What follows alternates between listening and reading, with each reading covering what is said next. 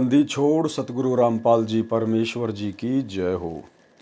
परम पिता परमात्मा सारी सृष्टि के रचनहार कुल मालिक असंख्य ब्रह्मांडों के स्वामी जगत गुरु तीनों लोकों में प्रवेश करके सबका धारण पोषण करने वाले राजाधीराज आत्माधार नाथों के नाथ देवों के देव महादेव सर्वेश्वर महेश्वर मृत्युंजय अजरो अमर आदि अनादि सनातनी प्रभु जगत पिता जगदीश्वर श्री श्री 1008 की उपाधि के वास्तविक अधिकारी अकाल मूर्त सौद स्वरूपी राम वासुदेव सर्वगतम ब्रह्म परम पूज्य प्रथम पूज्य परम संत परम पुरुष परम धनी परम दयालु सत्य कबीर हक्का कबीर अल्लाह अकबर बाखबर अल्लाह ताला जगत के तारणहार जगत के मुक्तिदाता जगत के जगन्नाथ हारे के सहारे हिंदुओं के राम मुसलमानों के अल्लाह सिखों के वाहिगुरु ईसाइयों के मसीह दया के सागर दया निधि करुणा के सागर करुणा निधि स्वयंभू परिभू संकट मोचन कष्ट हरण मंगल करण दुख भंजन अविगत कबीर निर्विकार निर्विषम परमात्मा अलय अलेख सतगुरु आदि अनादि सतगुरु असली मर्यादा पुरुषोत्तम असली राम असली कृष्ण असली घनश्याम असली मुरारी राजाओं के राजा महाराजाओं के महाराजा शहंशाहों के शहंशाह सम्राटों के सम्राट भगवानों के भगवान अल्लाहों के अल्लाह प्रभुओं के प्रभु मसीहों के मसीह सच्चे वाहिगुरु बाबाओं के बाबा पीरों के पीर सेठों के सेठ जगत सेठ सावड़सा सेठ सर्वगुण संपन्न अनंत कोटि कलाओं के स्वामी अनंत कोटि ब्रह्मांडों के नायक योगियों में महायोगी ध्यानियों में महाध्यानी सिद्धों में परम सिद्ध ज्ञानियों में तत्व ज्ञानी ब्रह्म ज्ञानी महाज्ञानी परम ज्ञानी सर्वश्रेष्ठ ज्ञानी विज्ञानी युवा कबीर समृद्ध कबीर असमवात अमित ओझा सच्चे रहनुमा करीम अल्लाह सुबहान अल्लाह दुनिया के अंतिम पैगंबर 8 सितंबर 1951 से गांव धनाना जिला सोनीपत हरियाणा भारतवर्ष की पावन भूमि पे प्रकट रियल कल की भगवान श्री नारायण साकार हरि श्री बाबा साहेब गरीब निवाज संत श्रोमणी सतगुरु रामपाल जी परमेश्वर जी के चरण कमल में साध संगति से जुड़े हुए देश विदेश से हम सभी सत्सेवक भाई बहनों का अनंत कोटि दंडोत प्रणाम।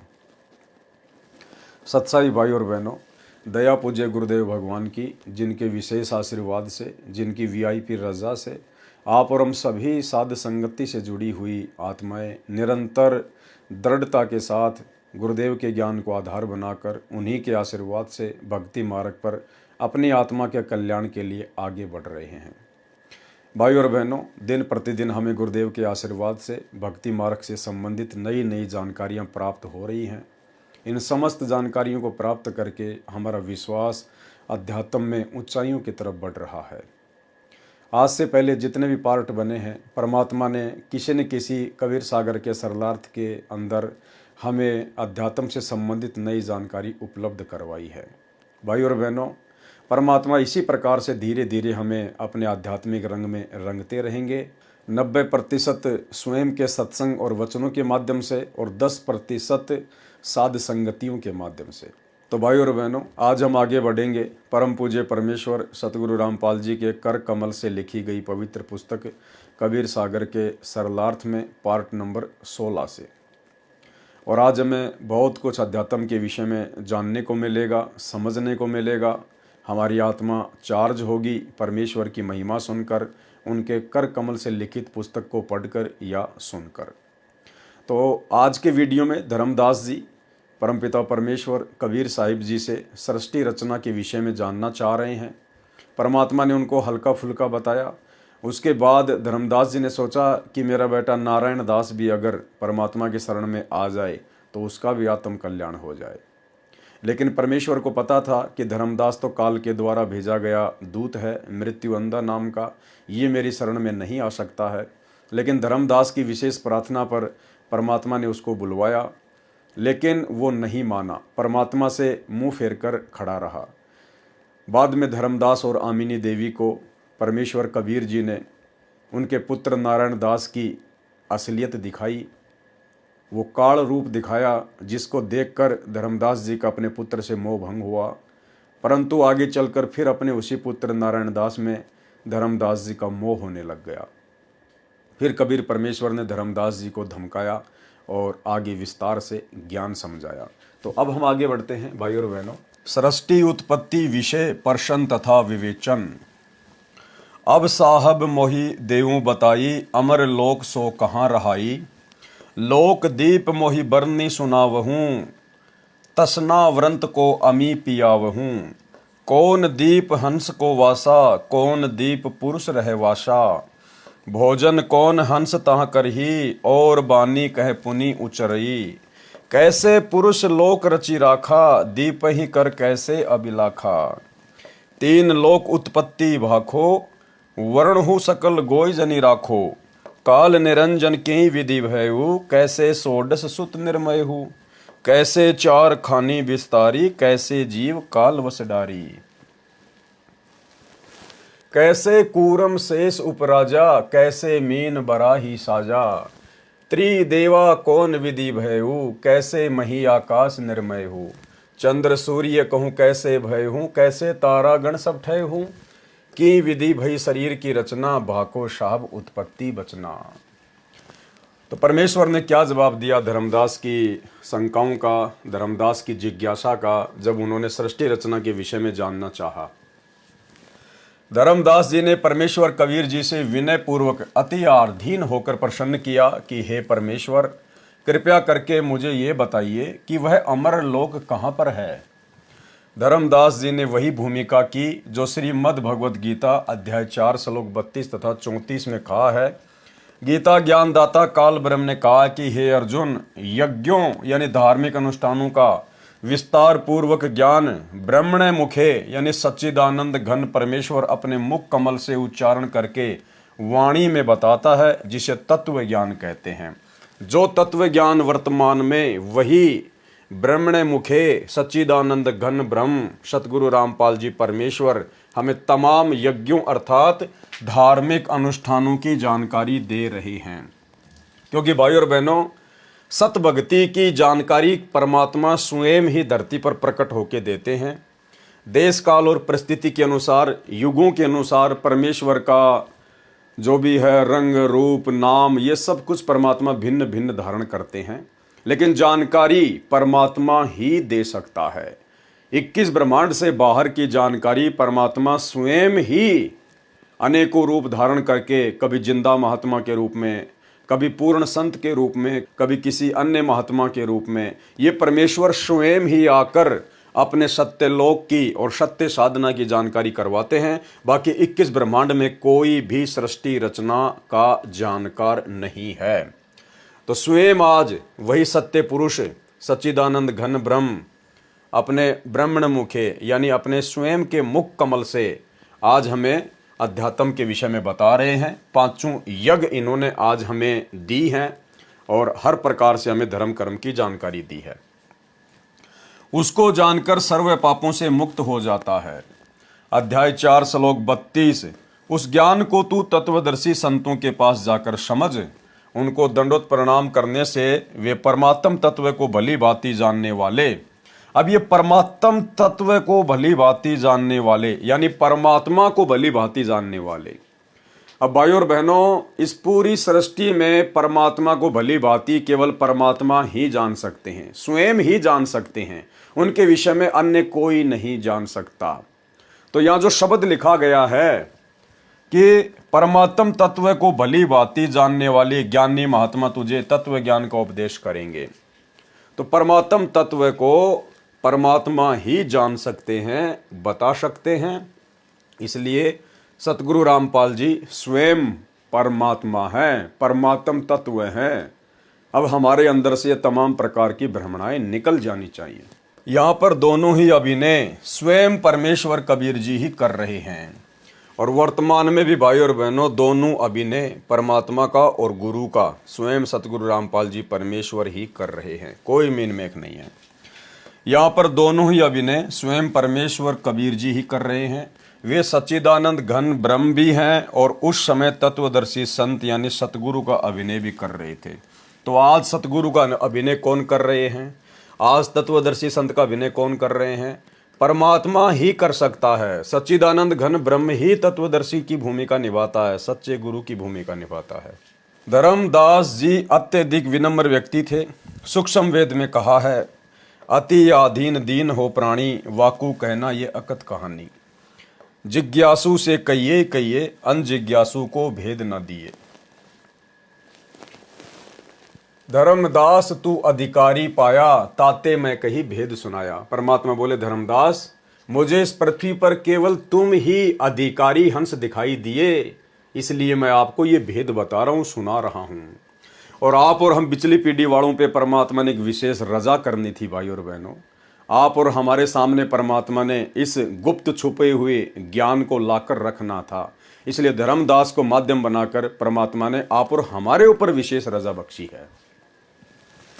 धर्मदास जी ने विनम्र भाव से पूछा कि हे परमेश्वर, यानी धर्मदास जी अपने गुरु को बार बार परमेश्वर कह के संबोधित कर रहे हैं। परमेश्वर, आप और हमें शिक्षा लेनी है कि गुरु को परमेश्वर ही मानना है, परमेश्वर ही समझना है, गुरु परमेश्वर ही होते हैं। धर्मदास जी ने विनम्र भाव से पूछा कि हे परमेश्वर, मुझे बताएं वह अमर लोक कहाँ पर है। जो सत्य लोक और दीप आपने बताए हैं उनको विस्तार से बताने की कृपया करें। किस द्वीप में हंस यानी मुक्त जीव रहते हैं, जो काललोक से मुक्त होकर जाते हैं, वो कहाँ रहते हैं, कौन से द्वीप में रहते हैं। परमेश्वर यानी सत्य पुरुष का निवास किस लोक में है। सतलोक में जो भगत रहते हैं वे कैसा भोजन खाते हैं, कैसी भाषा बोलते हैं, यानी प्यार से रहते हैं या यहाँ की तरह छल कपट तथा गाली गलौज करते हैं।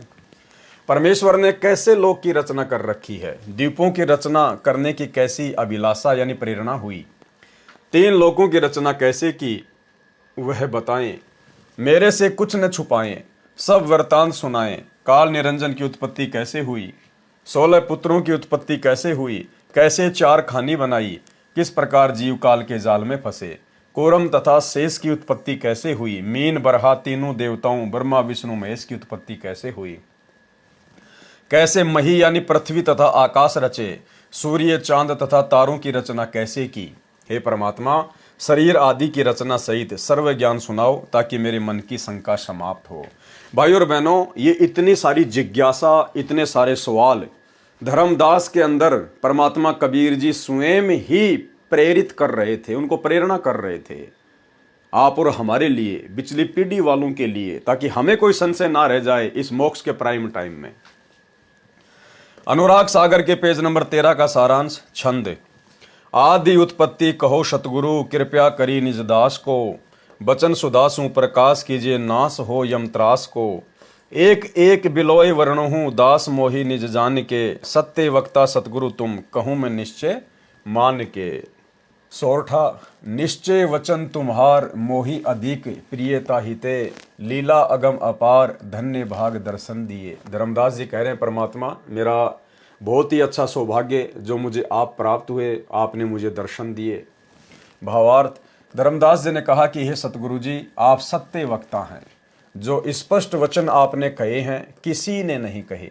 मुझे अपना दास जानकर एक एक वचन विलोकर यानी पूर्ण विस्तार से बताएं। मेरे धन्य भाग हैं कि मुझे आपके दर्शन हुए। कबीर वचन। धर्मदास अधिकारी पाया, ताते मैं कही भेद सुनाया। अब तुम सुनहु आदि की बानी, भाषो उत्पत्ति प्रलय निशानी।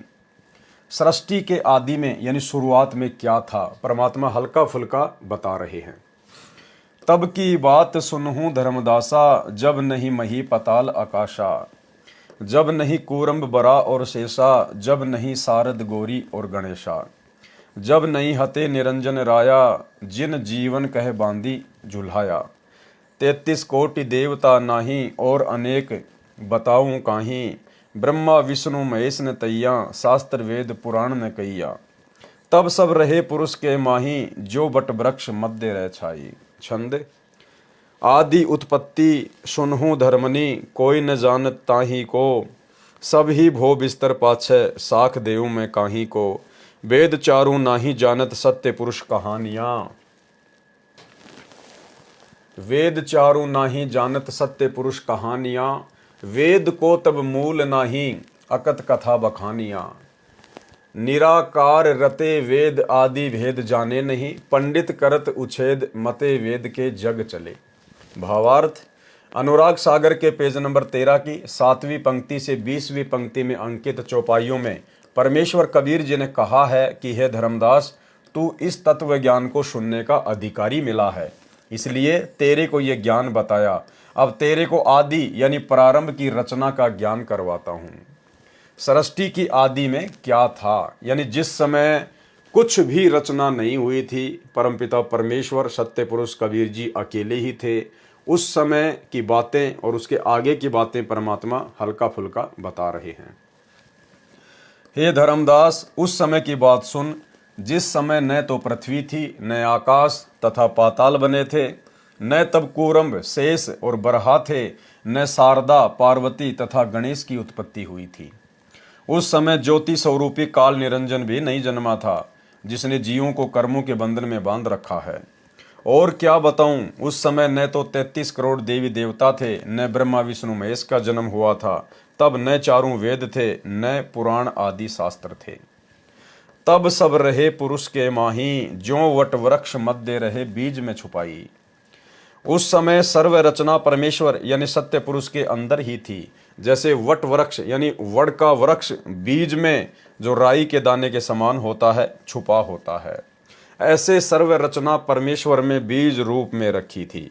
परमेश्वर को भगलीगर भी कहा जाता है। जैसे एक जादूगर अर्थात भगलीगर अपने मुख में एक कांच की छोटी सी गोली डालता है, फिर मुख से आधा किलोग्राम का पत्थर निकाल देता है। इसी प्रकार परमात्मा ने सर्व रचना अपने वचन से अपने शरीर के अंदर से बाहर निकाली है। हे धर्मनी, आदि यानी सर्वप्रथम वाली रचना सुनाता हूँ, जिसको कोई नहीं जानता, और जो मैं बताने जा रहा हूँ उसका साक्षी यानी साक्षी किसे बनाऊं, क्योंकि सब उपरोक्त देवता तथा पृथ्वी, आकाश आदि आदि बाद में उत्पन्न किए हैं। आदि की उत्पत्ति का स्पष्ट वर्णन वेदों में भी नहीं है। वेद भी सत्य पुरुष की सत्य कथा को नहीं जानते। जो 4 वेद काल निरंजन, जिसे भूल से निराकार मानते हैं, उसके सवासों से निकले थे। काल ने वेद का सत्य ज्ञान वाला भाग नष्ट कर दिया था। शेष भाग को ऋषि कृष्ण द्वैपायन, जिसे वेद व्यास कहते हैं, वेद को 4 भागों में बांटा तथा कागज के ऊपर लिखा। वेदों वाला अधूरा ज्ञान है, उसी ज्ञान को पंडित जन जनता में सुनाते हैं, जिस कारण से सर्व मानव वेदों के अनुसार साधना करने लगे हैं। अनुराग सागर के प्रश्न नंबर 14 से वाणियां। सृष्टि की उत्पत्ति सत्य पुरुष द्वारा की गई रचना। सत्य पुरुष जब गुप्त रहाए, कारण करण नहीं निर्माये। संपुट कमल रह गुप्त स्नेहा, पुहुप माही रह पुरुष विदेहा। इच्छा कीन अंश उपजाए, हंसन देखी हर्ष बहु पाए। प्रथमई पुरुष शब्द प्रकाशा, दीप लोक रचि कीन निवासा। चारी कर सिंहासन कीन्या, तापर पुहुप दीप कर चीन्या। पुरुष कला धरी बैठे जइया, प्रकटी अगर वासना तैया। 87 दीप रची राखा, पुरुष इच्छा ते सब अभिलाखा। सबे दीप रहे अगर समाई, अगर वासना बहुत सुहाई। भावार्थ वाणी नंबर 1। सत्य पुरुष अर्थात अविनाशी परमेश्वर गुप्त रहते थे। उस समय कुछ भी रचना नहीं थी, न सतलोक की, न अलखलोक की, न अगम लोक की, न अनामी लोक की, कोई भी रचना नहीं थी। वाणी नंबर 2। एक असंख्य पंखुड़ी का कमल का फूल था, उसके ऊपर परमेश्वर विराजमान थे। परमात्मा विदेह है, निराकार नहीं है। विदेह का अर्थ शरीर रहित यहाँ नहीं है। जैसे धर्मदास जी को कबीर परमेश्वर जी ने कहा था कि मैं विदेह हूँ, इसलिए आपका भोजन नहीं खाऊंगा। धर्मदास जी ने कहा कि आप जी का शरीर मैं प्रत्यक्ष देख रहा हूँ, आप बातें कर रहे हो, वस्त्र पहने हुए हो, आपकी एक जिंदा बाबा वाली वेशभूषा है, आप अपने आप को विदेह कह रहे हो, ये भेद समझाओ। कबीर परमेश्वर जी ने कहा कि हे धर्मदास, मेरे हाथों को छूकर देख। धर्मदास जी ने परमेश्वर कबीर जी के चरण छुए तो रूई जैसे नरम मुलायम थे। धर्मदास जी हैरान थे। तब परमेश्वर कबीर जी ने कहा कि हे धर्मदास, मेरा शरीर आप जैसा 5 तत्व से नर मादा से निर्मित नहीं है, इसलिए मैं विदेही हूँ, यानी मेरा विलक्षण शरीर है।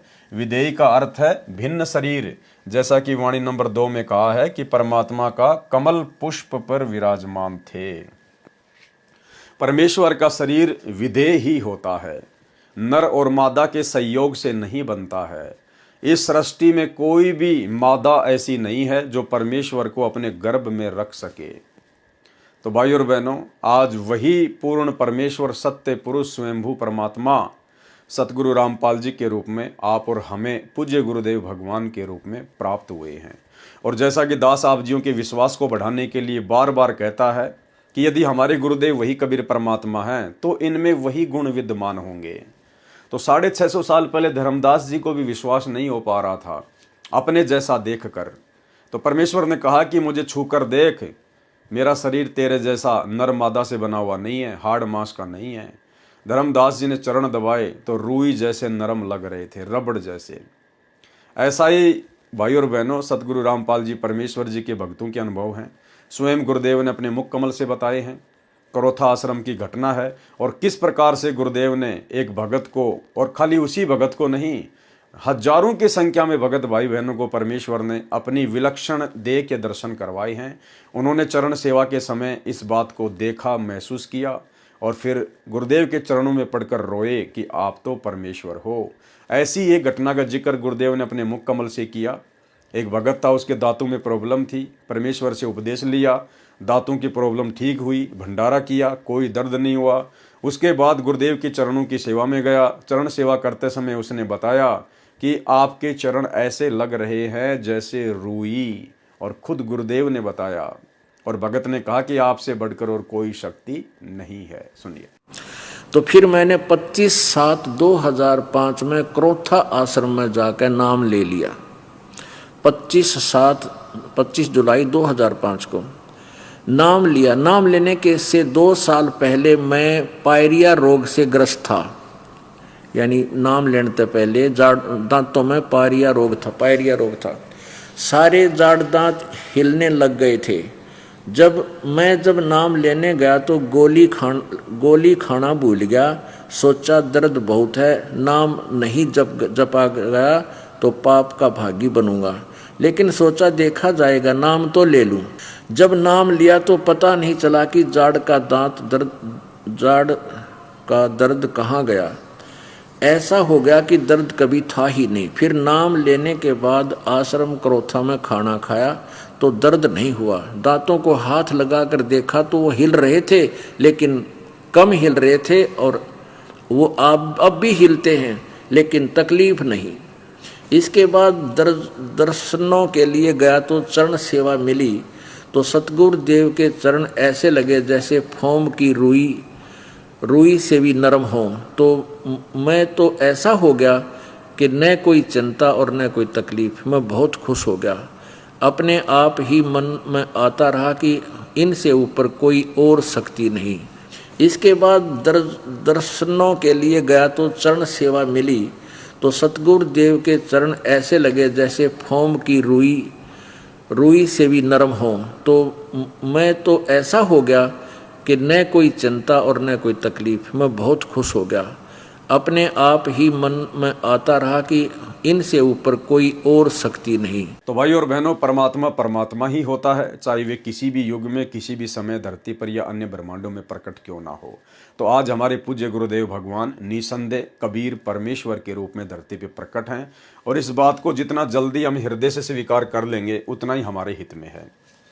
वाणी नंबर 3 में स्वेच्छा से अंश उत्पन्न किए, उनको देखकर अति प्रसन्न हुए। यानी कबीर परमेश्वर ने अपनी स्वयं की इच्छा से, अपनी मर्जी से आत्माएं अपने शरीर से उत्पन्न की, अपने अंश उत्पन्न किए, और उनको देखकर परमेश्वर बड़े हर्षित हुए, बड़े आनंदित हुए। वाणी नंबर 4, सर्वप्रथम कमल पुष्प पर बैठे परमेश्वर ने एक वचन से सर्व लोकों तथा द्वीपों की रचना की, फिर उन लोकों में स्वयं निवास किया और द्वीपों में अपने अंश यानी वचन से उत्पन्न पुत्रों को रहने की आज्ञा दी। सर्वप्रथम सत्य पुरुष जी ने ऊपर के 4 अविनाशी लोकों की रचना की, अकय यानी अनामी लोक, अगम लोक, अलख लोक, सत्य लोक। वाणी नंबर 5, चारी कर सिंहासन कीन्या, तापर पुहुप दीपर कर चीन्या। इन 4 लोकों की रचना करके परमेश्वर जी ने प्रत्येक लोक में कमल के फूल के आकार के सिंहासन की रचना की। वाणी नंबर 6, उन 4 लोकों में एक एक कमल पुष्पनुमा सिंहासन की रचना करके सत्य पुरुष के रूप में, यानी एक सम्राट के समान मुकुट पहनकर ऊपर छत्र तानकर महाराजाओं की तरह बैठ गए। यानी परमेश्वर ने पहले तो अपने एक वचन से 4 लोकों की रचना की, सतलोक, अगम लोक, अलख लोक और अनामी लोक। उसके बाद परमेश्वर ने अपने वचन से वहाँ पर एक एक सिंहासन जो कि कमल के फूल के सदृश से, उसकी रचना की, और परमेश्वर चारों लोकों में भिन्न भिन्न रूप बनाकर, 4 रूप बनाकर उस सिंहासन पर विराजमान हो गए।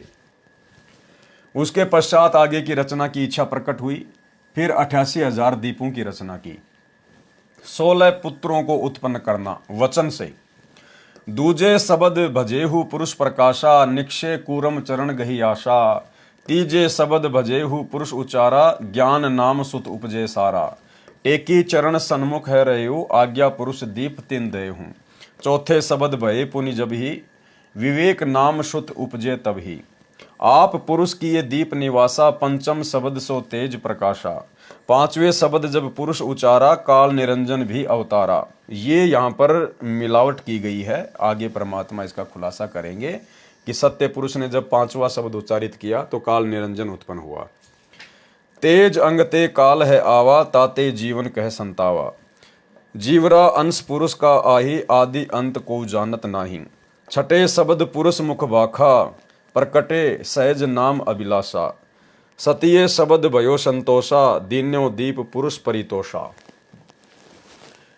8वें शब्द पुरुष उचारा, सुरती सुभाष दीप बैठारा।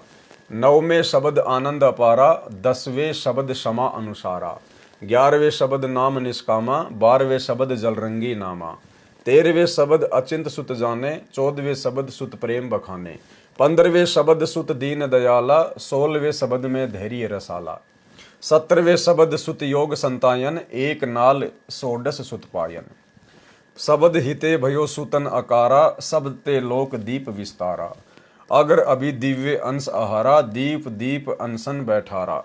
अनसन शोभा कला अनंता, होत तहाँ सुख सदा बसंता। अनसन शोभा अगम अपारा, कला अनंत को वर्ण पारा। सब सुत करे पुरुष को ध्याना, अमी आहारा सदा सुख माना। या विधि 16 सुत भेऊ, धर्मदास तुम चित धरि लेऊ। दीप करी को अनंत शोभा, नहीं वर्णत शोभने। अमित कला अपार अद्भुत, सुनत शोभा को गिने। पुर के उजियार से सुन, सबे दीप अजोर हो। सत्य पुरुष रोम प्रकाश, एक ही चंद्र सूर करोर हो। सोरठा सतगुरु आन धाम, शोक मोह दुख तह नाही। हंसन को विश्राम, पुरुष दरस अचवन सुधा। भावार्थ पंक्ति नंबर 9 में कहा है कि परमात्मा ने दूसरे शब्द से कूरम की उत्पत्ति की। फिर नंबर 10 से 13 तक कहा है कि तीसरे शब्द से ज्ञान नामक पुत्र उत्पन्न हुआ। चौथे शब्द से विवेक नामक, 5वें शब्द से तेज नामक पुत्र उत्पन्न हुआ। इसके पश्चात पंक्ति 14, 15, 16 बनावटी यानी झूठी है, यानी मिलावट की गई है। क्योंकि पंक्ति नंबर 13 में वाणी स्पष्ट करती है, आप पुरुष रहे दीप निवासा, पंचम शब्द तेज प्रकाशा। भावार्थ है कि परमात्मा ने स्वयं अपने दीप में बैठे बैठे वहां से 5वां शब्द उच्चारण करके 5वां पुत्र तेज उत्पन्न किया। पंक्ति नंबर 14, 5वें शब्द पुरुष उच्चारा, काल निरंजन भो अवतारा। ये मिलावट है। पंक्ति नंबर 16, तेज अंग ते काल है आया, ताते जीवन कहे सतावा। ये भी मिलावट है। और ये भी मिलावट है, जीवन अंश पुरुष का आही, आदि अंत कोई जानत नहीं। अब गुरुदेव भगवान बता रहे हैं कि सही क्या है। भावार्थ पंक्ति नंबर 14 से 16 तक बनावटी वाणी बनाकर अज्ञानता स्पष्ट की है। जब 13वीं पंक्ति में स्पष्ट है कि 5वें शब्द से परमात्मा ने तेज की उत्पत्ति की, फिर पंक्ति नंबर 14 से 16 में यह कहना कि तेज से काल निरंजन का जन्म हुआ, कितनी मूर्खता है। काल निरंजन को तेज का पुत्र सिद्ध कर दिया, जो गलत है। इस प्रकार तो 13 सुत बनते हैं, जो गलत है। दूसरा प्रमाण यह है कि पंक्ति नंबर 9 से 13 तथा 17 से 23 तक अनुराग सागर के पेज नंबर 14 में तथा पेज नंबर 15 पर प्रथम पंक्ति में प्रत्येक पुत्र के विषय में एक एक वचन से उत्पत्ति कही है। तो पंक्ति नंबर 13 में स्पष्ट है, तेज की उत्पत्ति 5वें शब्द से परमेश्वर जी ने की। फिर तेज से काल निरंजन की उत्पत्ति बताना बनावटी वाणी का प्रत्यक्ष प्रमाण है। वास्तव में परमेश्वर जी ने 17 शब्दों से रचना की, जो प्रथम चरण में की थी। एक वचन से सर्वलोक तथा लोकों में भिन्न भिन्न दीप बनाए। फिर 16 वचनों से 16 पुत्रों की रचना की। दूसरे चरण में अक्सर पुरुष को मानसरोवर में सोए हुए को जगाने तथा निकालने के लिए सत्य पुरुष जी ने अमृत जल से एक अंडा वचन से बनाया तथा उस अंडे में वचन से एक आत्मा प्रवेश की। अंडे का आकार बहुत बड़ा था, उसको सरोवर के जल में छोड़ दिया। उसकी गड़गड़ाहट की आवाज सुनकर अक्सर पुरुष निंद्रा से जागा और अंडे की ओर कोप से देखा, यानी क्रोध से देखा। उस क्रोध से अंडा फूट गया, उसमें से ज्योति निरंजन यानी काल निरंजन निकला। उन दोनों को अक्षर पुरुष तथा काल निरंजन, जिनको गीता अध्याय 15 श्लोक 16 में क्षर पुरुष तथा अक्षर पुरुष कहा है, उनको अचिंत के द्वीप में रहने की आज्ञा दी। फिर काल निरंजन ने 3 बार सत्तर युग तथा 64 युग तपस्या करके ये 21 ब्रह्मांड का क्षेत्र प्राप्त किया।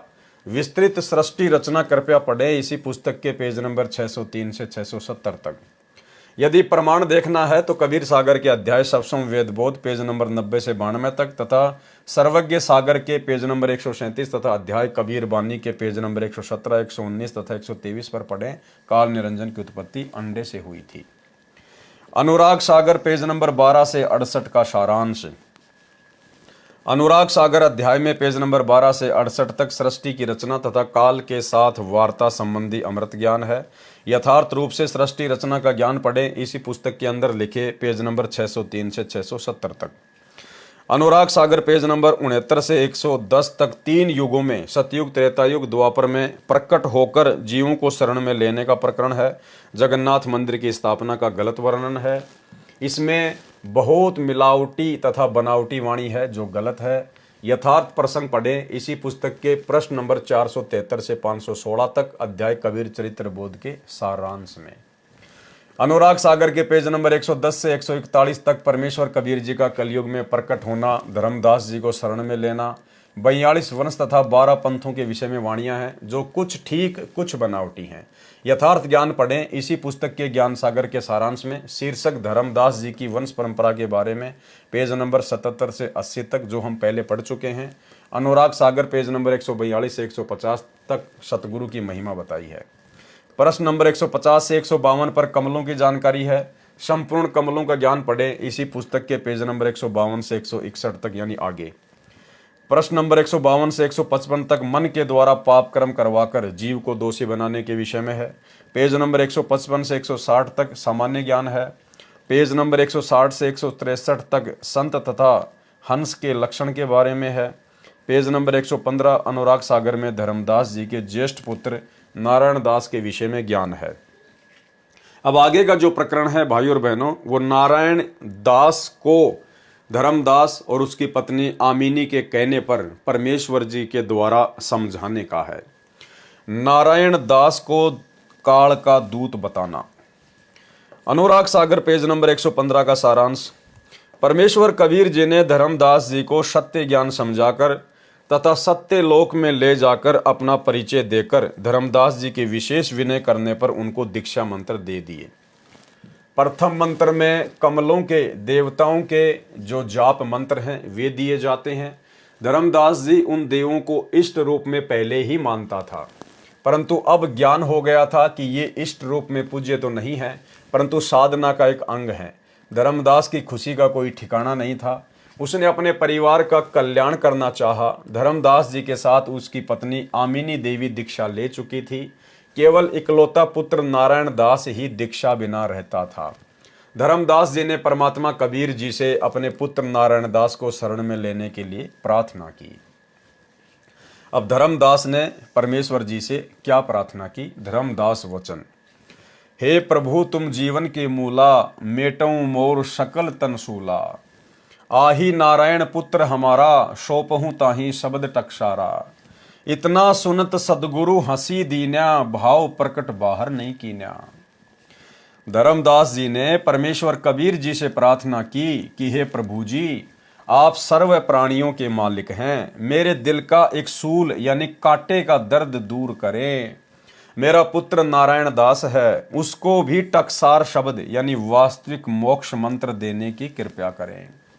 जब तक नारायण दास आपकी शरण में नहीं आता तब तक मेरे मन में सूल यानी कांटे जैसा दर्द बना है।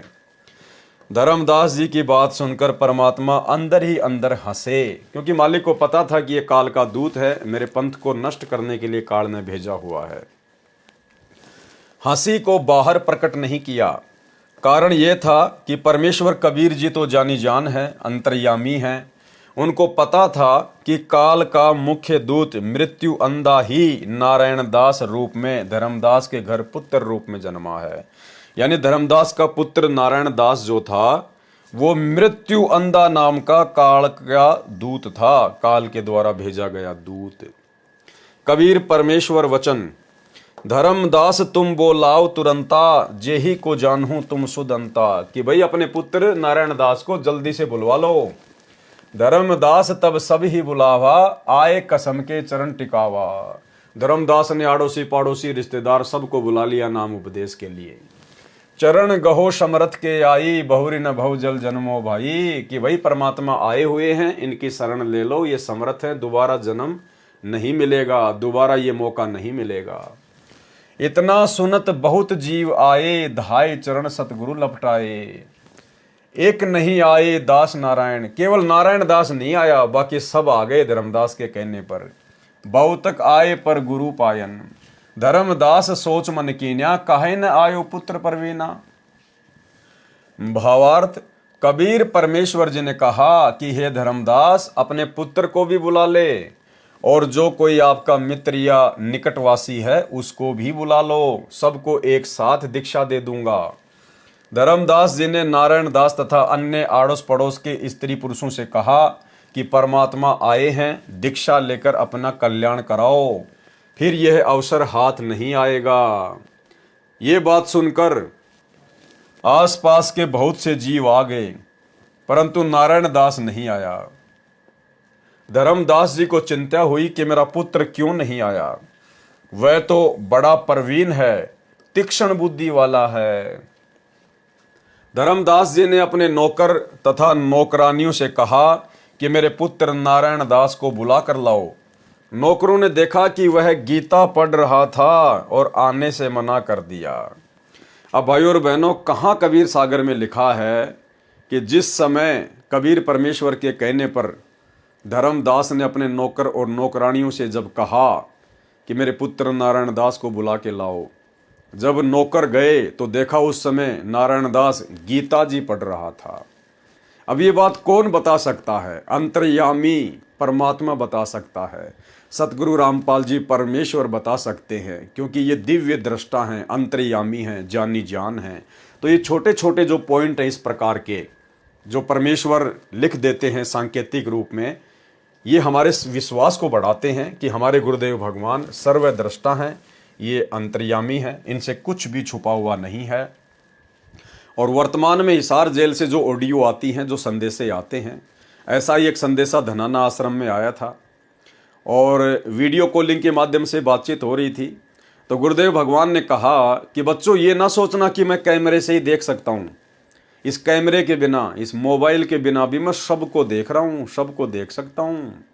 और अपने आप को छुपाते हुए कहा कि मेरे बंदी छोड़ने मेरे परमात्मा ने मुझे वो ताकत दे दी है कि मैं इस तुम्हारे मोबाइल के बिना भी तुम सबको देख सकता हूँ और सबको देख रहा हूँ मैं। तो भाई और बहनों, ये वही कबीर परमात्मा है जो वर्तमान में सतगुरु रामपाल जी के रूप में धरती पे प्रकट है। सुनिए।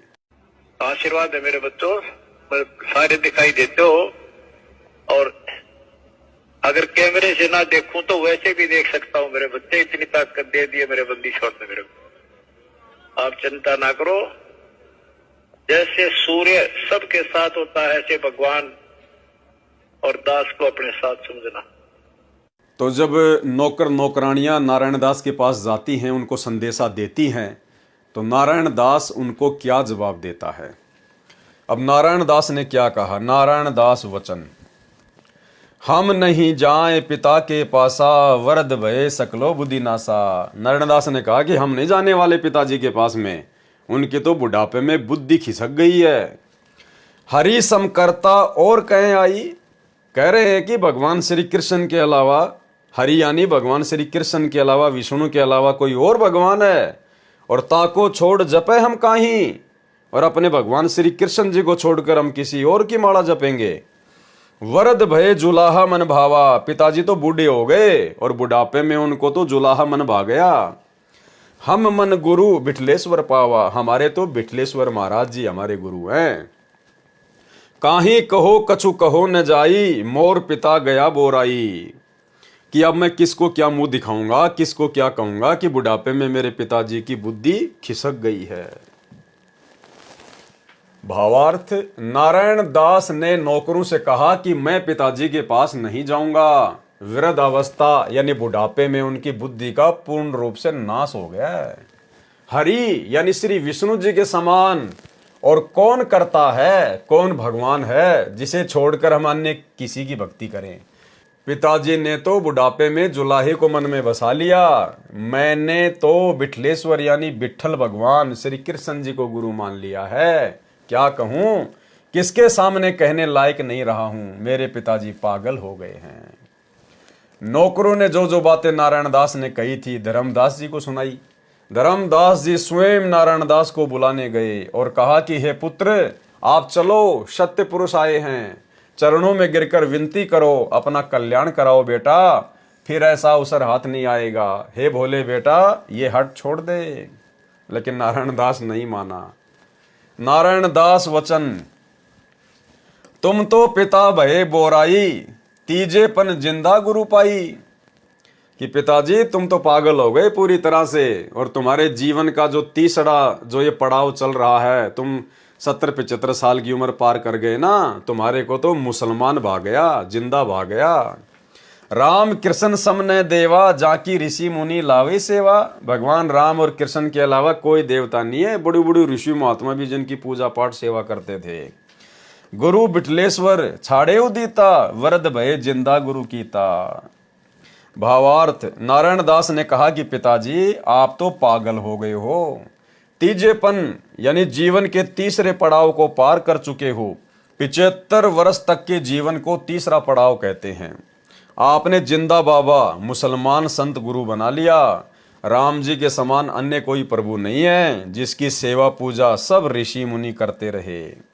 अब धर्मदास जी क्या बोले, धर्मदास वचन, बाँ पकड़ तब लीन उठाई, पुनि सतगुरु के सन्मुख लाई। धर्मदास जी ने जबरदस्ती उसकी बाजू पकड़ के खड़ा करके और कबीर परमात्मा के पास लेकर गया। अब भाई और बहनों, भक्ति मार्ग में ये नहीं चलता है। अब ये ज्ञान मार्ग है। ये ठीक है, बच्चा अगर नादान है, बच्चा 5-10 साल तक का है, उसको हम जबरदस्ती पकड़ के नाम दिलवा सकते हैं। अब नारायण दास तो उस समय तक धर्मदास का कारोबार संभाल रहा था, वो तो पूरा बड़ा हो गया था, शादीशुदा हो गया था। तो धर्मदास जी का इस प्रकार से बाजू पकड़कर जबरदस्ती नाम दिलवाना उचित नहीं है। वहां पे कबीर परमात्मा कोई किसी बीमारी का टीका थोड़ी लगा रहे थे जो जबरदस्ती पकड़ के लगवा देंगे। वहां तो परमेश्वर दीक्षा दे रहे थे, नाम दे रहे थे। वो तो जीव की अपनी स्वयं की इच्छा के ऊपर निर्भर होता है। तो हमने इस प्रकार से जबरदस्ती किसी के साथ में नहीं करनी है। सतगुरु चरण गहोरे बारा, यम के फंद छुड़ावन हारा। तज संसार लोक कहाँ जाई, नाम पान गुरु होय सहाई। भावार्थ, धर्मदास जी ने अपने पुत्र नारायण दास को बाजू से पकड़कर उठाया और सतगुरु कबीर जी के सामने ले आया। हे मेरे बालक, सतगुरु के चरण ग्रहण करो, ये काल की बंद से छुड़ाने वाले हैं। जिस समय संसार छोड़कर सतलोक जाएंगे तो गुरु दीक्षा सहायता करती है। अब नारायण दास क्या श्लोक सुनाने लगा धर्मदास के आगे कबीर परमात्मा को। तब मुख फेर नारायण दासा, कीन मलेच्छ भवन प्रगाशा। कि ये मुसलमान, ये मलेच्छ हमारे घर में प्रवेश कर गया और मुंह फेर के खड़ा हो गया, परमात्मा को खरी खोटी सुनाने लगा। कह वाते जिंदा ठगाया, हमरे पिताई डारी बोराया। कि ये मुसलमान ठग कहाँ से आ गया और मेरे पिताजी को भी जो है इसने बहका दिया। सबके सामने कहने लगा परमात्मा को। भाई और बहनों, ये श्लोक इस कबीर परमेश्वर सतगुरु रामपाल जी को चारों युगों में सुनने पड़े हैं, आप और हम आत्माओं के लिए। ना जाने परमात्मा ने कैसे कैसे श्लोक 2 कोटि के जीवों के मुख से सुने हैं, लेकिन फिर भी इस परमात्मा ने किसी का बुरा नहीं माना और आप और हमारे तक परमात्मा ने ये कंप्लीट भक्ति का कोर्स पहुंचा दिया। कितने दयालु हैं परमात्मा। वेद शास्त्र कहें दीन उठाई, आपने महिमा कहत बनाई। जिंदा रहे तुम्हारे पासा, तो लग घर की छोड़ी आशा। इतना सुनत धर्मदासा अकुलाने, ना जाने सुत का मत ठाने। पुनि आमिनी बहुविधि समझायो, नारायण चित एक को नहीं आयो। तब धर्मदास गुरु पे आए, बहुविधि ते पुनि विनती लाए। भावार्थ, सतगुरु कबीर जी के सन्मुख जाते ही नारायण दास ने अपना मुंह दूसरी ओर टेढ़ा किया और बोला कि पिताजी, आपने मलेच्छ यानी मुसलमान को घर में प्रवेश करवाया है, धर्म भ्रष्ट कर दिया है। ये जिंदा बाबा ठग कहाँ से आया, मेरे पिता को बहका दिया। इसने वेद शास्त्रों को तो एक और रख दिया, अपनी महिमा बनाई है। जब तक ये जिंदा घर में रहेगा मैं घर में नहीं आऊँगा। अपने पुत्र की इतनी बातें सुनकर धर्मदास व्याकुल हो गया कि बेटा पता नहीं क्या कर बैठेगा। फिर नारायण दास की माताजी यामिनी देवी ने भी बहुत समझाया, परंतु नारायण दास के हृदय में एक बात नहीं आई और उठकर चला गया। धर्मदास जी ने परमेश्वर कबीर जी से प्रार्थना की कि हे प्रभु क्या कारण है, नारायण दास इतना विपरीत चल रहा है। और ठीक ये स्थिति भाई और बहनों, जब से सन 1994 से सतगुरु रामपाल जी ने, कबीर परमात्मा ने अपना 13वां यथार्थ कबीर पंथ चलाया है, उनको भी इसी प्रकार की लोगों की व्यंग्यपूर्ण बातें सुननी पड़ी। आपने गुरुदेव के छोटे कलयुगी बेटे मनोज का इंटरव्यू सुना और उसने कहा कि जब गुरुदेव के शुरुआती संघर्ष के दिन थे तो वो दोनों भाई तो पैसा कमाने में लग गए थे। वो तो अपना लोगों को तेल बेच बेच के, राशन आटा दाल चावल की दुकान खोल के वो तो सन 1998 में महीने का 1 से 1.5 लाख कमा रहे थे। वो तो अपना धन जोड़ने में लग गया था। सतगुरु का परिवार, उनके बेटा बेटी सब संघर्ष अकेले गुरुदेव कर रहे थे। तो उस मनोज ने बताया कि उस समय जब गुरुदेव गांव गांव जाकर सत्संग करते थे, पाठ करने जाते थे, तो जिसके घर में पाठ होता था उस घर में एक ही भगत होता था और बाकी घर वाले गुरुदेव के खिलाफ हुआ करते थे। तो गुरुदेव को ऐसी जगह पर पाठ करने के लिए बोला करते थे जो बिल्कुल बेकार, जहाँ पर भैंसें बंधा करती थी या भैंसों का चारा वगैरह डाला करते थे। थोड़ी सी जगह दे दिया करते थे गंदी संदी कि आप लोग यहाँ पर अपना पाठ करो, अपना सत्संग करो, क्या पाखंड करोगे तुम। तो मनोज ने बताया कि बाकी भगत तो बाद में आते थे, यानी संगत तो बाद में आती थी। हमारे पूज्य गुरुदेव भगवान सतगुरु रामपाल जी वो भैंसों के चौथ करने की जगह, पेशाब करने की जगह परमात्मा अपने हाथों से उसको साफ किया करते थे। अपने हाथों से वहाँ के जाले वाले उतारा करते थे मकड़ी के, यानी पूरी जगह को गुरुदेव साफ किया करते थे। और उसके बाद जब सारा सब कुछ सेट हो जाता था, सत्संग करने की जगह, पाठ करने की जगह, बाकी संगत तो उसके बाद में आती थी। तो भाई और बहनों, कितना कठिन संघर्ष गुरुदेव ने आप और हमारे लिए किया। और उनके उन संघर्ष के दिनों में ना उनके परिवार ने साथ दिया, जबकि गुरुदेव का बड़ा बेटा वीरेंद्र तो शादीशुदा था उस समय, लेकिन फिर भी गुरुदेव के परिवार ने उनका साथ नहीं दिया, उनका पैर ही खींचा करते थे। और 1998 तक गुरुदेव ने जो संघर्ष किया, 94 से 98 तक, ऐसा ही नहीं है। और 98 में, सन 1998 में तो गुरुदेव के बड़े लड़के ने राशन की दुकान खोली, जो महीने का 1 से 1.5 लाख रुपये कमाया करता था, जो मनोज अपने इंटरव्यू में कहता है। तो भाई और बहनों, सन 2005 तक गुरुदेव भगवान का उनके परिवार ने किसी भी तरह से कोई सहयोग नहीं किया। शुरुआती संघर्ष अकेले गुरुदेव भगवान ने किया। सुनिए। गुरुदेव जी ने, जब दादा गुरुदेव जी स्वामी रामदेव जी महाराज ने नाम दीक्षा देने का अधिकार दे दिया था गुरु जी को, तो फिर हमने दोबारा संत रामपाल जी महाराज जी से नाम दीक्षा ली। गुरुदेव जी घर घर जाकर सत्संग करते थे, उनको समझाते, नाम दीक्षा देते। और जब सत्संग करते थे, शुरुआती दौर था, सत्संग करते थे, एक घर में चले गए, वहां पर सत्संग करते। और गुरुदेव जी संत गरीबदास जी महाराज जी द्वारा लिखित अमर ग्रंथ साहिब, उसका 3 दिन का पाठ भी करते थे। जब 3 दिन का पाठ करते थे तो जब आपको स्टार्टिंग की बता रहा हूं मैं, शुरुआत में क्या होता था कि पूरे परिवार में एक ने नाम उपदेश ले रखा जी। अब उनके पाठ करना या सत्संग करना, तो वहां पर जाते थे तो परिवार के सारे सदस्य नाराज कि हम सत्संग नहीं होने देंगे, पाठ नहीं करने देंगे। उनका विरोध उनको जाके समझाते, भाई पाठ करने से ये लाभ होंगे, पाठ करने से तुम्हारे घर में लाभ होंगे, बरकत होगी, ये यज्ञ होते हैं, 5 यज्ञ होंगे आपके घर में, और इन्हीं यज्ञों से आपको लाभ होगा। तो ये चीजें समझाते। 1-2 समझता, नहीं समझता, तो वो क्या करते, चल एक्सेप्ट हो जाता, ठीक है कर लो। तो वो क्या देते थे, जब गुरुदेव जी देते, या तो जहाँ भैंस बांधते हैं ना, वो जगह देते। अच्छा, करना है तो यहाँ कीजिए पाठ अपना, जो भी करना चाहते हो एक तरफ करो, या फिर जहाँ पर अपना तूड़ा डलता है यानी कि पशुओं का चारा डलता है वो वाली जगह देते अच्छा। गुरुदेव जी को। ओहो। स्टार्टिंग का संघर्ष था, कोई समझ नहीं पाता इन चीज़ों को, समझ नहीं रहा था गुरुदेव जी क्या बताना चाहते हैं, संत रामपाल जी महाराज क्या चीज़ बताना चाह रहे हैं, क्या चीज़ देना चाह रहे हैं। तो परिवार का एक सदस्य नाम ले रहा था तो ऑटोमेटिक संघर्ष होना था।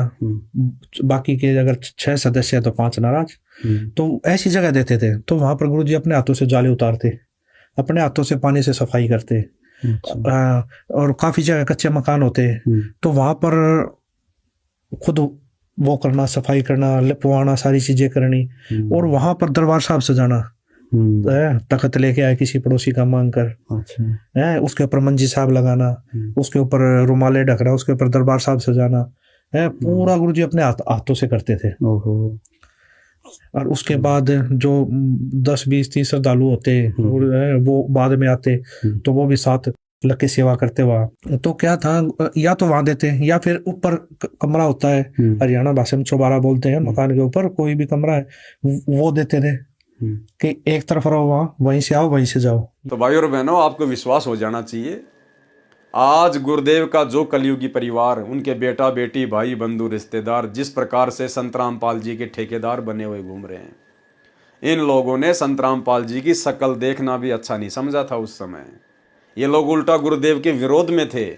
गुरुदेव से उपदेश लेने के बाद भी गुरुदेव की कलयुगी पत्नी, उनका बेटा, सब लोग उनके विरोध में थे, कोई उनका सहयोग नहीं करता था। तो इस दयालु परमात्मा ने स्वयं ही संघर्ष करते हुए आप और हम आत्माओं तक ये सत्ज्ञान पहुंचाया है। हमारा रोम रोम गुरुदेव भगवान का ऋणी है, रोम रोम।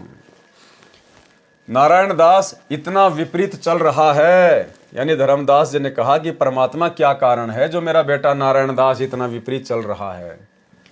कबीर परमेश्वर जी ने कहा कि हे धर्मदास, तेरे पुत्र रूप में काल का दूत आया है, इसका नाम मृत्यु अंधा दूत है, ये मेरी बात को नहीं मानेगा। विवेचन पाठकों से निवेदन है कि अनुराग सागर के पेज नंबर 117 पर कबीर वचन जो पंक्ति नंबर 15 तथा 22 अंतिम तक, पृष्ठ 118 तथा 123 तक वाणियां बनावटी तथा मिलावटी हैं।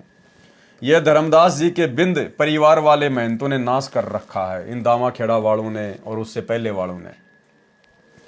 क्योंकि जिन 12 पंथों का यहाँ वर्णन है वह कबीर वाणी अध्याय में कबीर सागर में पेज नंबर 134 पर लिखे प्रथम अंश से नहीं मिलता।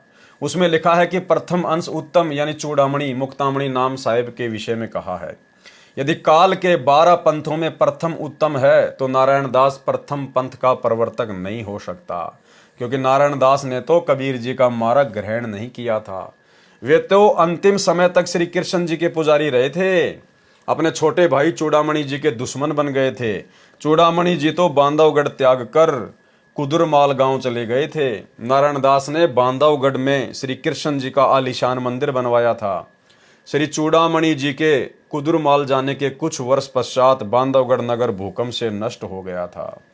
उसमें सब श्री कृष्ण पुजारी वैश्य रहते थे, जैसे हरियाणा में अग्रोहा में हुआ था। बाद में उसी बांधवगढ़ में श्री कृष्ण मंदिर बनाया गया है जो वर्तमान में विद्यमान है, और उसको केवल जन्माष्टमी पर सरकार की देखरेख में 3 दिन दर्शनों के लिए खोला जाता है। शेष समय में केवल सरकारी पुजारी मंदिर में पूजा करता है। कारण यह है कि उस स्थान पर खुदाई करना मना है। पहले खुदाई में बहुत व्यक्तियों को बहुत सोना चांदी हाथ लगा था, बाद में सरकार ने अपने कब्जे में ले रखा है। उस मंदिर का इतिहास नारायण दास सेठ से प्रारंभ होता है, यह वहाँ का पुजारी तथा वहाँ के उपासक बताते हैं। यानी धर्मदास कितना पैसे वाला था। धर्मदास के बाद वो सारी संपत्ति नारायण दास को मिल गई थी। मुक्तामणि अर्थात चूड़ामणि जो परमात्मा की विशेष आत्मा थी, वो तो बांधवगढ़ को छोड़ के धर्मदास की संपत्ति को ठोकर मार के वो तो फिर कुदुरमाल चला गया था। बाद में नारायण दास ने वहाँ पर मंदिर बनवाया। फिर कुछ समय बाद में वहाँ पर भूकंप आया और पूरा का पूरा बांधवगढ़ जमीन में समा गया। बाद में कुछ लोगों ने खुदाई करी वर्तमान में, तो वहाँ पर सोने चांदी हाथ लगा। यानी कितना धन था भाई और बहनों बांधवगढ़ में, विशेषकर धर्मदास जी के पास में। 17 अरब की संपत्ति धर्मदास जी की बताई जाती है। 17 अरब, आज से 650 साल पहले। यानी वर्तमान में यदि मुकेश अंबानी की संपत्ति को अगर धर्मदास जी की 650 साल पहले वाली संपत्ति से तुलना करें तो वर्तमान का मुकेश अंबानी धर्मदास के नौकर के बराबर है। इतनी संपत्ति थी, फिर भी उस आत्मा ने परमात्मा को चाहा और अंत में सब कुछ त्याग दिया, केवल परमात्मा की भक्ति को चाहा। धर्मदास जी के सर्व धन संपत्ति पर नारायण दास ने कब्जा कर लिया था। श्री चूड़ामणि नाम साहिब तो परमेश्वर कबीर जी के भेजे परम हंस थे। उनका उद्देश्य धन संपत्ति ग्रहण करना नहीं था, परमात्मा के यथार्थ ज्ञान का प्रचार करना था तथा परमेश्वर कबीर जी के वचन अनुसार धर्मदास का वंश चलाना था, जो 42 पीढ़ी तक चलेगा। वर्तमान में 14वीं पीढ़ी चल रही है। चूड़ामणि की वंश गद्दी परंपरा में 6ठी पीढ़ी वाले ने वास्तविक भक्ति विधि तथा भक्ति मंत्र त्याग कर काल के 12 पंथों में भी 5वां टकसारी पंथ है, उसके बहकावे में आकर टकसारी पंथ वाली आरती चौका तथा 5 नाम अजर नाम, अमर नाम, अमी नाम आदि आदि शुरू कर दिए थे, जो वर्तमान में दामाखेड़ा छत्तीसगढ़ में गद्दी परंपरा वाले 14वें महंत श्री प्रकाश मुनि नाम साहिब प्रदान कर रहे हैं। अधिक जानकारी के लिए अनुराग सागर के पेज नंबर 138 से पृष्ठ 142 तक विस्तृत ज्ञान पढ़ें आगे। धर्मदास जी के दूसरे पुत्र चूड़ामणि की उत्पत्ति। उसके बाद में परमात्मा ने धर्मदास जी को अच्छे से समझाया कि भाई ये तो काल का दूत है और काल के दूत का वंश नहीं चलता है। तो धर्मदास जी को चिंता होगी कि परमात्मा एक तरफ तो आपने मेरी 42 पीढ़ी तक का मुझे वचन दे दिया कि तेरी 42 पीढ़ी चलेंगी, अब आप कह रहे हो कि नारायण दास का वंश नहीं चलेगा, तो फिर 42 पीढ़ी कहाँ से चलेंगी। तब फिर परमात्मा ने उस घर में चूड़ामणि वाली आत्मा को भेजा और आगे धर्मदास जी का वंश चलवाया। धर्मदास जी के दूसरे पुत्र चूड़ामणि की उत्पत्ति। अनुराग सागर पेज नंबर 124 का सारांश। धर्मदास वचन। हे प्रभु तुम जीवन के मूला, मेटो मोर सकल दुख शूला, आही नारायण पुत्र अमारा, अब हम तह कर दीन्या निकारा, काल अंश गह जन्मों आई, जीवन काज होए दुखदाई। धन सतगुरु तुम मोहि लखावा, काल अंश को भाव चिनावा। कि आपका धन्यवाद प्रभु, जो आपने मुझे नारायण दास का वास्तविक काल रूप दिखा दिया। पुत्र नारायण त्यागी हम दीन्या, मैंने इस पुत्र को त्याग दिया, तुमरो वचन मानी हम लीन्या। धर्मदास साहिब को अंश का दर्शन होना। धर्मदास विनय सिर लाई, साहिब कहो जीव सुखदाई, की विधि जीव तरे भवसागर, कई मोई हंसपति आगर, कैसे पंथ करो प्रकाशा, कैसे हंस ही लोक निवासा, दास नारायण सुत जो रैया, काल जान ताकई परिहरिया, अब साहिब देऊं राह बताई, कैसे हंसा लोक समाई, कैसे बंस हमरो चली है, कैसे तुमरो पंथ अनुसरी है, आगे जेते पंथ चलाई, ताते करो विनती प्रभु राई। भावार्थ। कुछ वाणी काटी गई है, इसलिए वह प्रसंग बताता हूं। धर्मदास जी को विश्वास नहीं हुआ कि नारायण दास वास्तव में काल का दूत है। तब कबीर परमेश्वर जी से व्याकुल तथा पुत्र मोह से ग्रस्त होकर कहा कि हे सतगुरु जी, आप जो कहते हैं वह गलत नहीं हो सकता, परंतु मेरा मन मुझे परेशान कर रहा है कि नारायण दास तो भगवान का परम भगत है, ये काल का दूत नहीं हो सकता। ऐसा करो गुरुदेव, मेरी शंका समाप्त हो। परमेश्वर कबीर जी ने कहा कि हे धर्मदास, आप नारायण दास को फिर बुलाओ और दोनों पति पत्नी तुम आओ। जैसे तैसे नारायण दास बुलाया। परमेश्वर कबीर जी ने नारायण दास की प्रशंसा की, कहा कि धर्मदास, तेरे घर प्रभु का परम भगत जन्मा है, ये जो भक्ति कर रहा है करने दो। ये काल के दूतों की पहचान होती है भाई और बहनों। उनके मुख पे जरा सी उनकी प्रशंसा कर दो, भूरी भूरी उनकी बढ़ाई कर दो, तुरंत खुश हो जाएंगे, चेहरा खिल जाएगा। और जरा सा उनको सत्य वचन कह दो, खरी खरी कह दो, उनका मुंह मुरझा जाएगा। इस नारायण दास के उदाहरण से आपको पूज्य गुरुदेव जी के वर्तमान कलयुगी काल प्रेरित परिवार की पहचान हो जानी चाहिए। भाई और बहनों, आपने देख लिया पिछले वीडियो में, सतगुरु रामपाल जी दिव्य दृष्टा हैं, अंतर्यामी हैं, जानी जान है। आज उनका परिवार इन सतलोक आश्रमों में किस प्रकार से पाखंड कर रहा है। गांव वालों के लिए स्टेडियम बनाना, हॉस्पिटल बनाना, एम्बुलेंस चलाना, रोड ठीक करना, देह दान, रक्तदान, गुंडों की सीबीआई जांच, गुंडों की रैलियों में भक्तों को बैठाना, गुंडों को चंदे के रूप में पैसा देना, आरक्षणों में भक्तों को बैठाना, ये सारी ड्रामेबाजी अंतर्यामी परमात्मा हिसार जेल से बैठे बैठे देख रहे हैं। लेकिन वे अपने परिवार को कुछ बोल क्यों नहीं रहे? इसलिए नहीं बोल रहे क्योंकि ये काल के दूत हैं। गुरुदेव को पता है कि मेरी 90% संगत सात संगत वालों को छोड़कर जो इन आश्रमों में जाती है वो देखा देखी में चल रही है, उनको ज्ञान आधार नहीं है। और ऐसे में यदि मैंने मेरे परिवार को जरा भी खरी खरी कह दी, इनके द्वारा किए गए इन कुकर्मों के विषय में इनको धमका दिया, जो मर्यादा ये तोड़ रहे हैं, तो ये मेरी सारी की सारी संगत का सत्यानाश कर देंगे। तो परमात्मा चाहते हैं जैसे तैसे, मर्यादा तो इन्होंने तोड़ ही रखी है, लेकिन जैसे तैसे ये एक जगह पड़े रहे और जैसे भी टूटी फूटी भक्ति कर रहे हैं मर्यादा तोड़ के, ये करते रहे।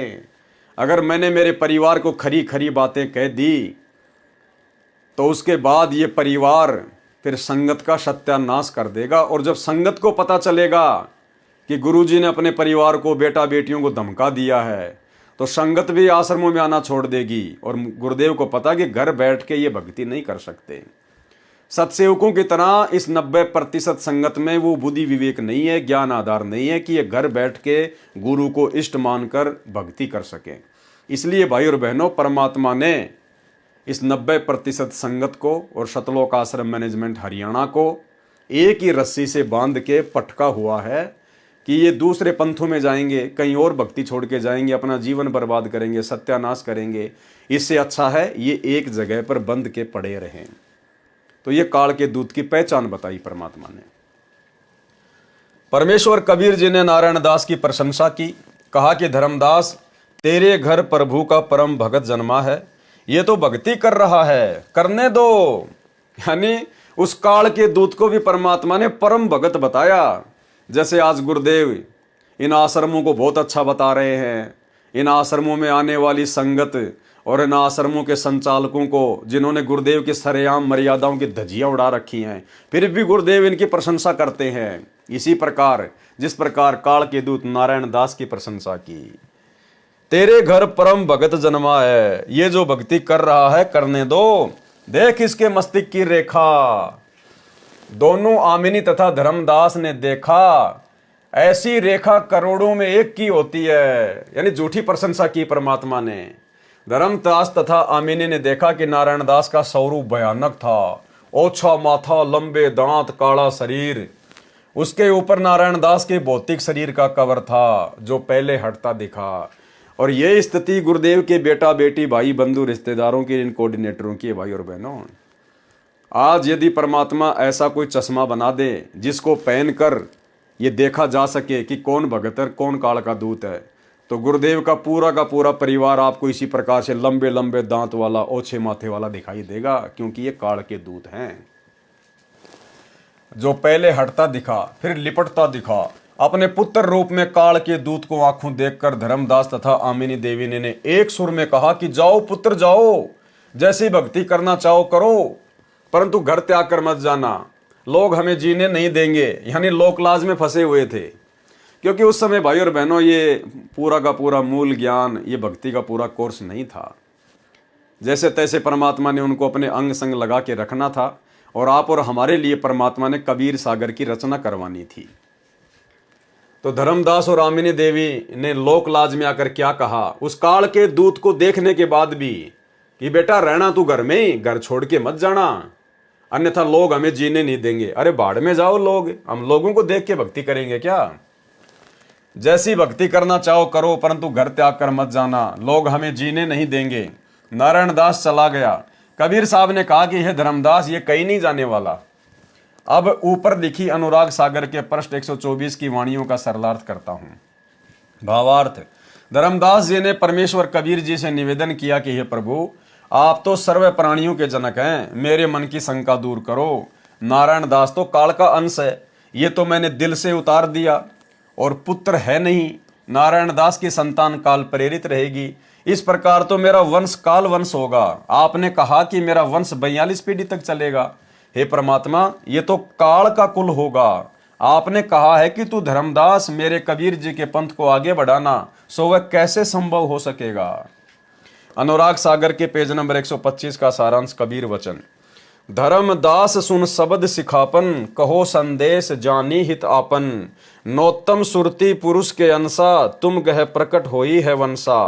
वचन वंश जग प्रकटे आई, नाम चूड़ामणि ताई कहाई। पुरुष अंश के नौत्तम वंशा, काल फंद काटे जीव संसार।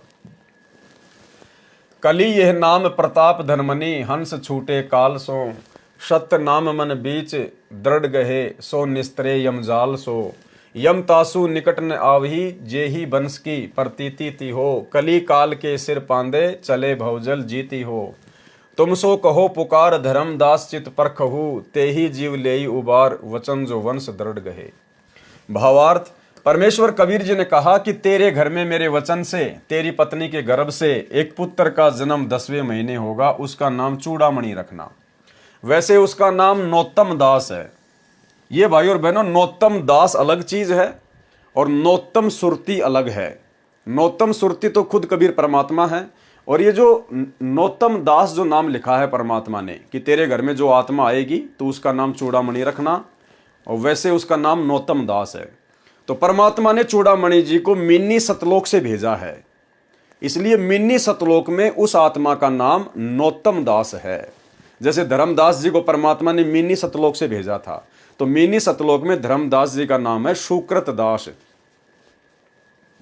वैसे उसका नाम नौत्तम दास है।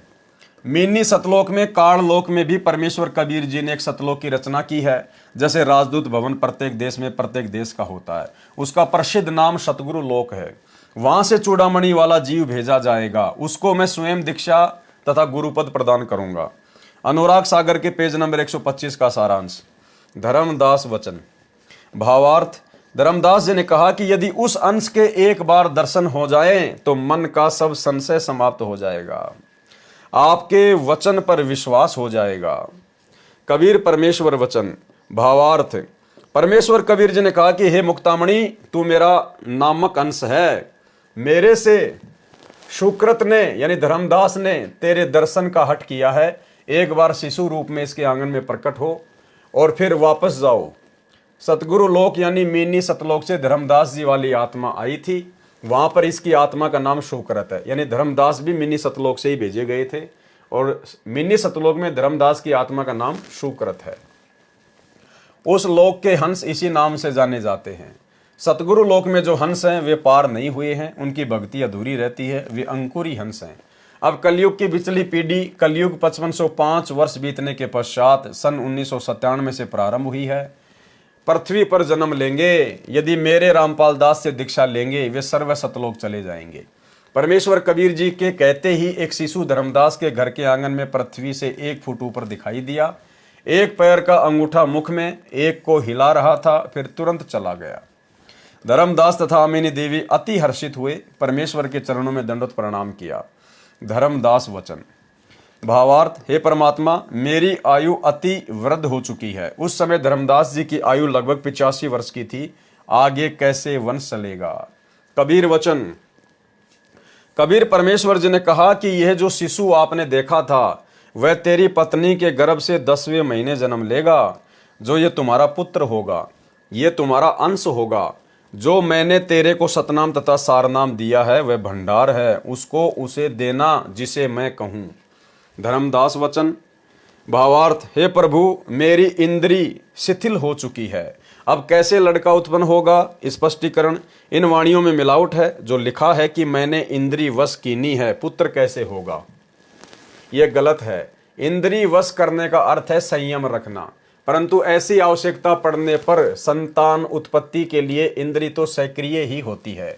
वास्तविकता ये थी कि वृद्ध अवस्था का हवाला देकर प्रश्न किया था, परंतु इतिहास गवाह है कि 90 या 80 वर्ष के व्यक्ति ने भी संतान उत्पत्ति की है, जिनका स्वास्थ्य ठीक चल रहा हो। फिर भी परमात्मा जो चाहे कर सकते हैं। बांझ को संतान, नपुंसक को भी मर्द बना सकते हैं। यहाँ पर इतना ही समझना पर्याप्त है। यानी उनके घर में जो संतान उत्पन्न होनी थी वो परमात्मा के वचन से ही होनी थी। अंत में ये तो कबीर सागर में लोगों ने मिलावट कर रखी है कि धर्मदास जी ने तो अपनी इंद्रियों को अपने वश में कर रखा था, तो परमात्मा ने कहा कि ऐसा कुछ भी नहीं था। और उसने ये कहा था कि परमात्मा, अब मैं 80-85 साल का हो गया, मैं कैसे संतान उत्पत्ति करूंगा। तो परमेश्वर ने समझाना चाहा है कि ऐसा कुछ भी नहीं था। परमात्मा के वचन से वो संतान आनी थी। धर्मदास जी को सार शब्द देने का प्रमाण। अब भाई और बहनों, आज की वीडियो में हम केवल इतना ही लेंगे, धीरे धीरे मालिक के आशीर्वाद से हम लोग आगे बढ़ेंगे। तो अब हमारा जो कल का वीडियो होगा वो यहाँ आगे से शुरू होगा कि धर्मदास जी को परमेश्वर ने सार नाम दिया या नहीं दिया, सार शब्द दिया या नहीं दिया, कहाँ उसका प्रमाण है, ये सारी बातें अब हम आगे के पार्ट में देखेंगे। तो आज के पार्ट में केवल इतना ही। कल 8 बजे सभी भाई बहन लाइव जुड़िए। तब तक गुरुदेव भगवान हम सबको आज्ञा दें, इजाज़त दें, आशीर्वाद दें।